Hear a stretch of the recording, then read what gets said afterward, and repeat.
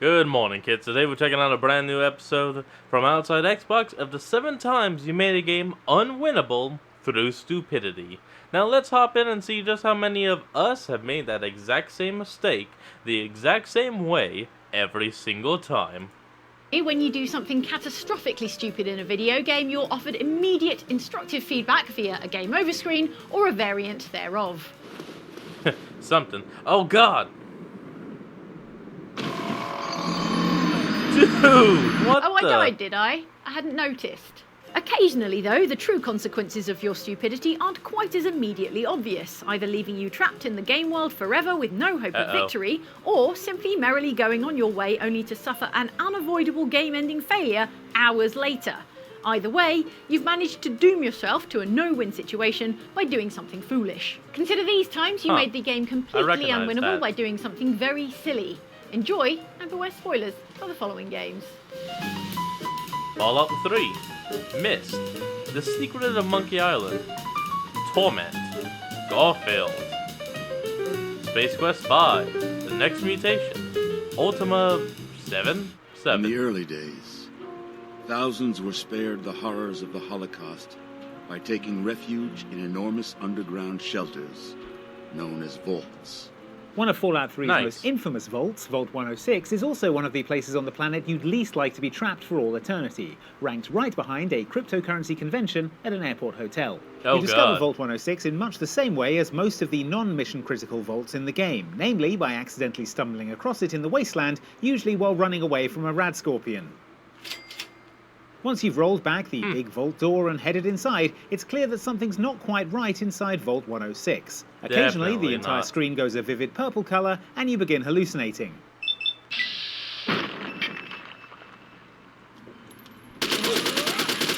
I had something similar when I drank 6 bottles of grape soda in a single sitting.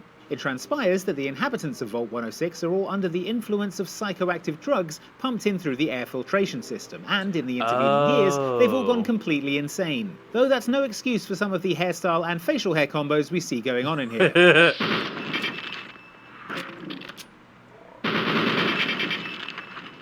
Hallucinate a mirror, why don't you? Come for me with this mustache. Vault 106 doesn't have a quest attached to it, it's just a location to explore and, perhaps as a result, there's only one way in and out, through that big vault door. Which is a bit of a problem if you do something silly like activate the switch on the outside a second time to close it and then step back through before it shuts behind you. Why?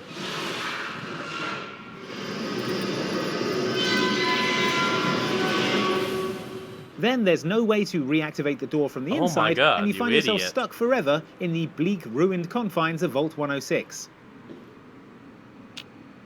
Oh well, since we're stuck in here, can I interest you in my opinion on the recent volatility in the crypto market? Hell no. Kill me now. Okay, that's fair. I realized the moment I fell into the fissures that the book would not be destroyed as I had planned.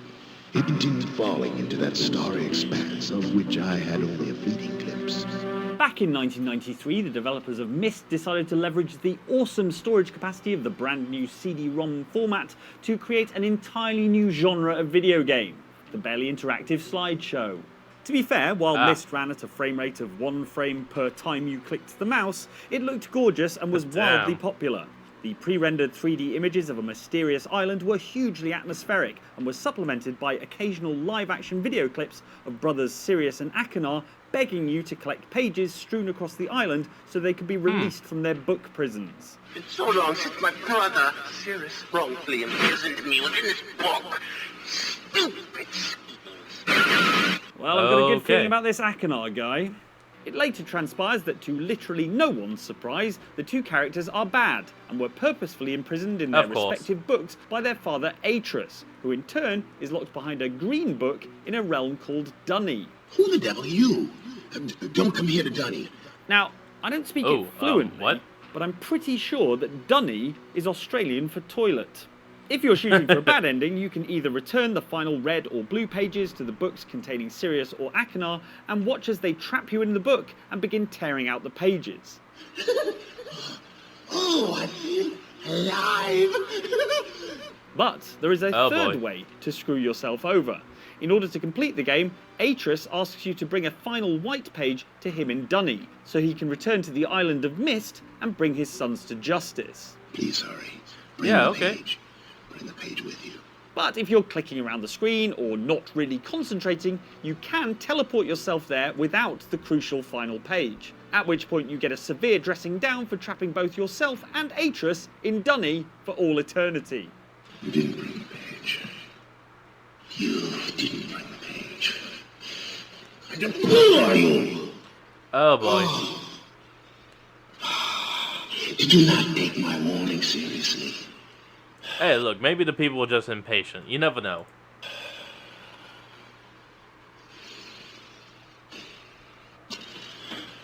Welcome to Dunny.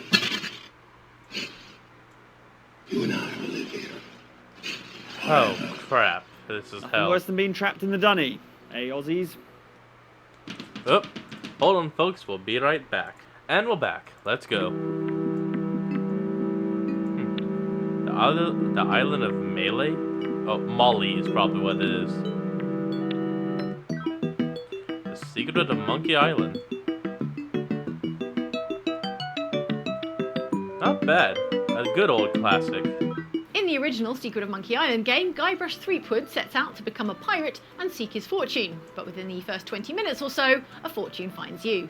Head over to a clearing on Melee Island where the game begins and you'll find a couple of bickering circus acrobats called the Fettuccini Brothers who are arguing over the testing of a new human cannonball trick. I'd get in, but it makes me sneeze. Hold my hand taming the lions It turns last out that week. if you agree to painfully fire yourself out of a cannon directly into a wooden tent pole, you can earn a tasty 478 pieces of 8. It works. So And if you relieved. tried it nowadays, probably a couple of million followers on TikTok. Don't try it nowadays, Don't. obviously.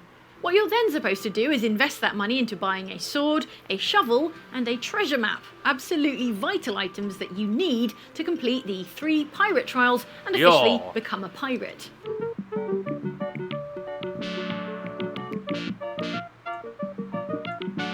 Every pirate must pass them. Master the sword, the art of thievery, and the quest. Oop. Alternatively, if you're less smart, you can take your modest booty, along with your modest booty, over to Stan's previously used vessels and, in the original unpatched version of the game, feed every last one of your mission-critical pieces of 8 into a root beer vending machine that resolutely and obviously refuses to actually vend you a drink. Are you perhaps still suffering what? the effects of that head injury?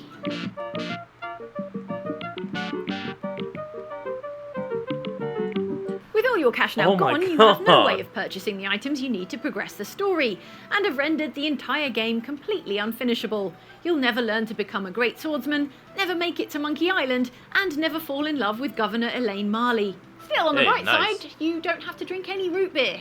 That stuff is gross. Angled and immortal deity. Huh. Hey, Chief. You okay? You playing corpse or you putting the blinds on the dusties? I thought you were a deader for sure. Classic D&D based RPG Planescape Torment isn't short of horrifying enemies. On your travels Go through ahead. the Forgotten Realms, you'll encounter human-sized were-rats, shambling zombies, and our own personal least What favourite, the hell? huge gelatinous blob like Lemure. Oh my god. They look how I feel after eating an entire takeout pizza all to myself. The one enemy you really don't want to piss off, though, is the immortal deity who stands guard over the city known as Sigil, a giant hovering woman wearing a crown made of blades and called the Lady of Pain. Though I will admit that makes her sound less like an immortal deity and more like something you might find advertised on a card in a phone booth. Make no mistake though, Yeah, I if can you see make that. the Lady of Pain angry, you stand a good chance of rendering your 30-hour RPG unwinnable. The quickest way to wind her up is to kill Dabus, who are strange humanoids with goat-like horns who are described as the personal entourage of the Lady of Pain. So I assume we're talking publicists, managers, and at least one stylist. Maybe. These head knives aren't going to polish themselves. Kill enough of these folks in the area known as the Hive, and the Lady of Pain will glide in ominously and teleport you to an otherworldly personal labyrinth. What am I doing here? It takes a bit of exploring to crap. escape, and requires you to read a book bound in human skin, which is quite unpleasant, but given the amount of adventuring through hostile lands you've been doing so far, it's actually no big deal. Lady of Pain?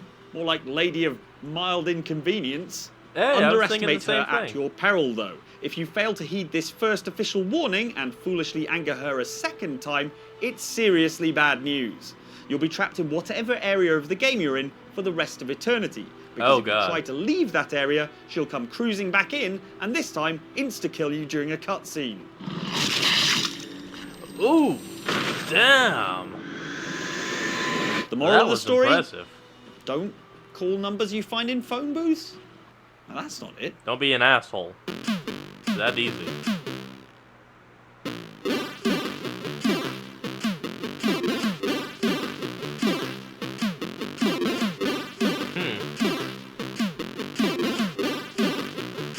Believe it or not, that grainy collection of pixels you just saw was an officially licensed Garfield game from way back in 1987. You know, before graphics were invented. Garfield Big Fat Hairy Deal on the ancient Commodore 64 computer tasks the iconic orange cat with rescuing his girlfriend Arlene. The goal of the game is to complete a series of tasks without succumbing to the two primary obstacles that threaten to sabotage Garfield's productivity: being hungry and being sleepy. Same, Garfield. Same. Throughout the game, you have to manage two gauges, visible here at the bottom of the screen. The sleepiness meter, signified by a Z, is more straightforward. It drains as you move around or collide with enemies, but it can be replenished simply by standing still and having a rest. The hunger gauge, signified by a pie, is trickier to handle. This depletes constantly and can only be topped up by consuming items. If it reaches 0, Garfield would automatically eat whatever's on hand to fill the meter. Like which one? The problem is, Garfield isn't a choosy eater, and he will scarf down literally whatever's in his inventory, regardless of whether it's edible or not. So let his hunger gauge drop to 0 when he's holding, for example, the lamp you need to find your way in a pitch black sewer, and he'll swallow the thing whole. Now that's what I call a light snack. Oh, come on, that one's good.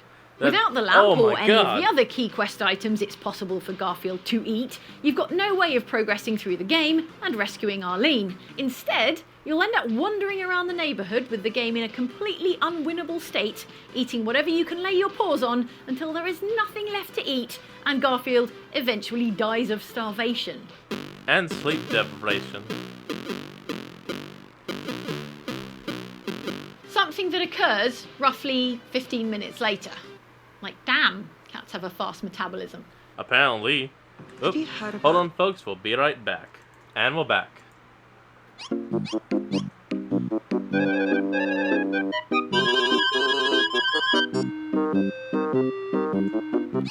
Oh, you frickin' idiot. Don't jump on it.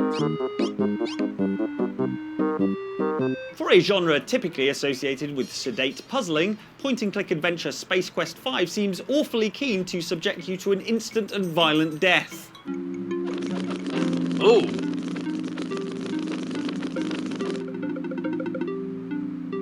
Oh, damn. You gone. Oh, shit. Just seems weird without the word fatality immediately afterwards.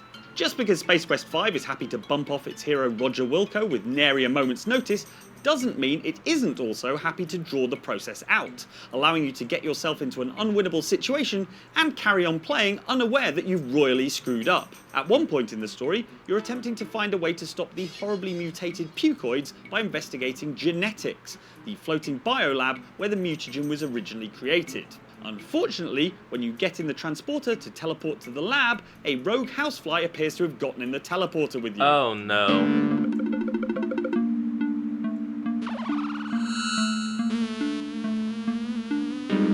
Oh no. I've been flied. We're not sure what's worse, that or what happened to Jeff Goldblum. Naturally, all sorts of defeating the dastardly pucoids are moved down the list of priorities, behind your number 1 objective of no longer being a housefly with a tiny human head attached. And then presumably your number 2 objective of taking the world's longest and most thorough shower. By the time you've investigated the lab as a fly, worked out how to communicate with your crew, and recombined your head with your body, you might reasonably have forgotten the actual purpose of your visit to genetics. It's a good job then that Roger and his engineer Cliffy have a long and pointed conversation to remind you. Some setup, yeah.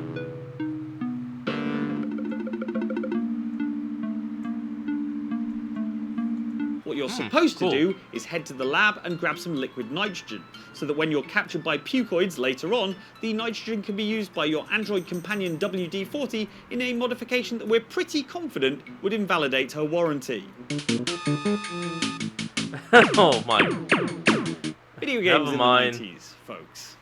Fail to grab the liquid nitrogen and no rescue arrives, with the game chastising you for failing to pick up the item back on genetics. Oh boy. Which would be bad enough were it not for the fact that the game allowed us to spend ages crawling around a maze of identical vents beforehand, while the game knew full well we'd already rendered it unwinnable and our fate of becoming a mutant was sealed. Damn. Oh, that sucks. You should have picked up the damn tanks. Started to feel nostalgic for that time I was a gross trash pile dwelling insect. University is what I'm talking about. Oh. Okay. Avatar! Know that Britannia has entered into a new age of enlightenment. Loud. Know that the time has finally come for the one true Lord of Britannia to take his place at the head of his people. Under my guidance, Britannia will flourish, and all of the people shall rejoice and pay homage to their new guardian. We're all familiar with the concept of Armageddon. I could hear the quote around the wall, the Guardian. Right? The one that's not a movie with an Aerosmith soundtrack? In common parlance, the word Armageddon tends to be shorthand for the end of the world, and in most games that's what you're trying to prevent. With a few notable exceptions, such as the Evil Genius series, where you're essentially a Bond villain and your objective is global domination. Or Animal Crossing, where your objective is... well, I'm not sure, but I think it has something to do with turnips. In 1992 top-down RPG Ultima 7, Armageddon is also the name of a magical spell. Based on context clues, you probably won't be surprised to hear that uttering those words essentially instantly wipes out every living creature in the video game's world of Britannia. Oh. You'll better hope I don't talk in my sleep. Wait, what?